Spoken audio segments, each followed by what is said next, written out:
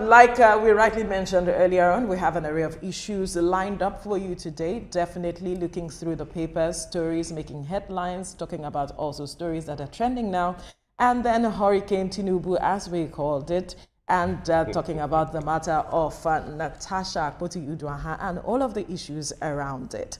But first, let's begin with the story where Governor of Ogun State, Dapo Abiodun, has described the Ojude Oba Festival as a timeless celebration of heritage, unity, and loyalty to the throne of the Awujale of Ijebuland, Oba Sikiru Adetono.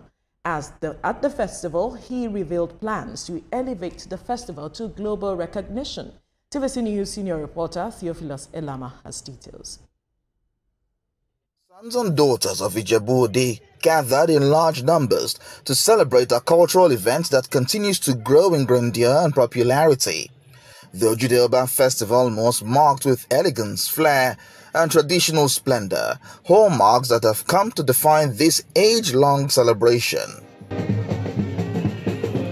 Dating back to the 19th century, the Ojude Oba Festival is a revered occasion when the Ijebu people come together to honor their monarch, the Awujale of Ijebuland. Each year, Ijebu-Ode transforms into a colorful display of Yoruba heritage as age-grade groups known as Regbe, dressed in vibrant traditional attire, parade through the city and perform cultural dances. Number one, to pay our homage to our Kabiyesi, Awujale, who has reigned for 65 years and has brought a lot of development to Ijebu.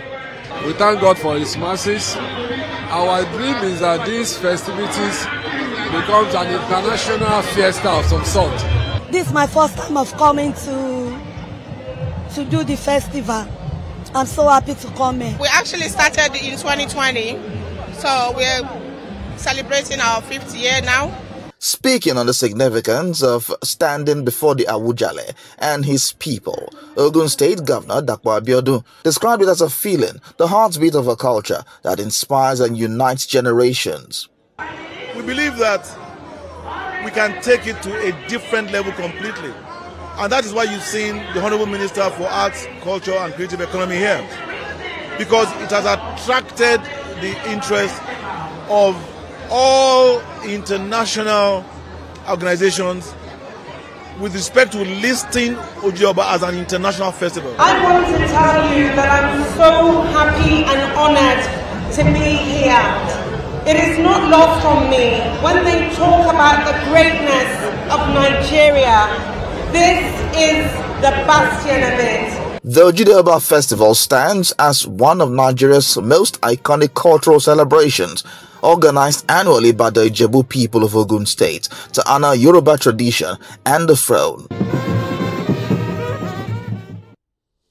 Of course, when it comes to celebration of heritage, culture, you cannot take it away from Ijebu people, Yorubas in particular, and even a majority of Nigerians who still hold on to culture and tradition. People come from all over the world for this Ojude Oba Festival. Yes. You can see the glitz, the glamour, the fact that there are several groups who come together to have a particular clothes that they wear, and all of it, they call it, there's a particular one, Asoebi, yes, Asoebi. Even though these ones are not Ebi in terms of we are not necessarily family, but it's that we are a group, age group, and then we are wearing this particular color, and one group will want to outshine the other, but you cannot take it away that this is a beautiful festival. Yeah, well, Asoegbe, okay.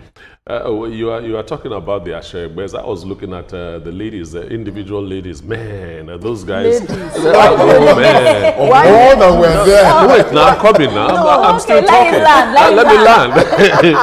look, just look at the way just look at the way they dressed. I saw some crazy headgears, some glasses, you know, sunshades are looking crazy, and so on. The Ojude Oba Festival, what I really like about it is what happens on the streets. When you see those horses, when you see all those dances, masquerades, and all that. It's really a big festival, and it should have made the international market by now. I don't know what's slowing it down. Well, It would. It would. Yeah. It would. Yeah. We may not have noticed, but it would, especially on social media. Yes. But maybe if you're talking about the likes of CNN, BBC, it may not be their interest.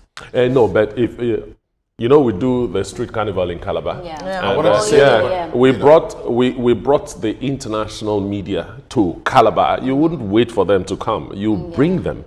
You bring them the first 2-3 editions, and then you stop. Have them start At that time, they are hooked. They'll just keep coming. In fact, they'll be calling you, have you made reservations for us? And so on. You know, I think Ojide Oba falls within that kind of absolutely. And the governor has said that they are going to look at that for the next edition. And also, it's a beautiful ceremony. And when I was watching it, all I could think about was tourism. I'm like, look at how we can shine and I'm not just even saying the Yorubas, as Africans generally. Look at how we can put our faces together. I don't know if you saw Mr. Steez. Yeah. You know, last year he gave us the Steez. This year as well, his outfits were just like really beautiful. I think it's beautiful. And for tourism in Nigeria, I think this is where to go. We have something similar in Ghana.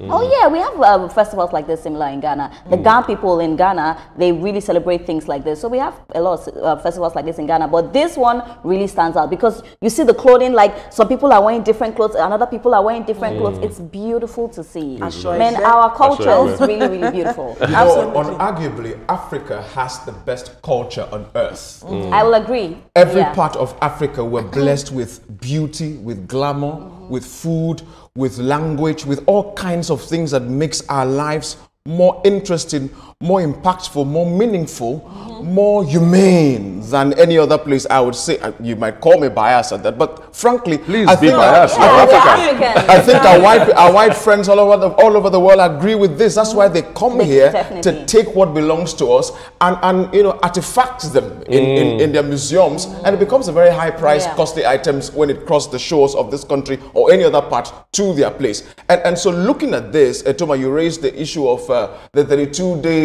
Christmas festival we have in Calabar. It's a semblance of that, even though this is just focused on culture, as it were.